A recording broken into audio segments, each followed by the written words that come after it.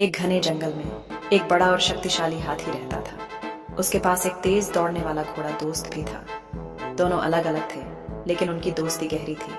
हाथी अपनी शक्ति पर गर्व करता था, जबकि घोड़ा अपनी तेजी पर। दोस्त घोड़े, तुम कितने तेज दौड़ते हो, लेकिन जब ताकत की बात आती है तब कोई मेरा मुकाबला नहीं कर सकता। हाँ हाँ हाँ हाँ, हाथी भाई तुम शक्तिशाली हो, ये सच है, लेकिन क्या तुम मेरे जैसे हवा से बातें कर सकते हो? मैं एक पल में जंगल का एक छोर से दूसरे छोर तक पहुंच सकता हूँ। हम दोनों की अपनी अपनी खासियत है घोड़े, शायद हम दोनों को मिलकर कुछ करना चाहिए। एक दिन जंगल में भयानक आग लग गई। आग इतनी तेजी से फैल रही थी कि सभी जानवर डर के मारे इधर उधर भाग रहे थे। हाथी भाई जल्दी दौड़ो, यह आग हम सबको जला देगी। मैं तेजी से भागकर नदी के पार जाता हूँ। रुको घोड़े, नदी में पानी बहुत ज्यादा है। मैं तुमसे पहले भी नहीं दौड़ सकता, लेकिन मैं इस आग को बुझाने की कोशिश कर सकता हूँ।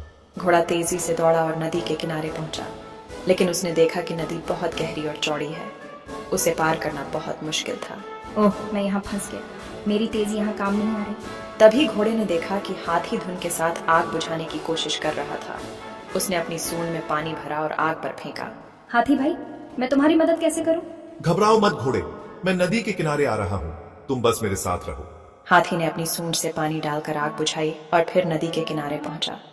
उसने देखा कि घोड़ा दुखी खड़ा है। चिंता मत करो घोड़े, अब आग बुझ गई है। अब हम दोनों मिलकर इस नदी को पार करेंगे। हाथी ने घोड़े से अपनी पीठ पर बैठने को कहा।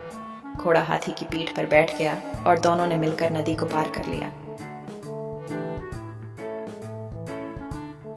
हाथी भाई, तुमने सही कहा था। हम दोनों की अपनी अपनी खासियत है, मेरी तेजी और तुम्हारी ताकत।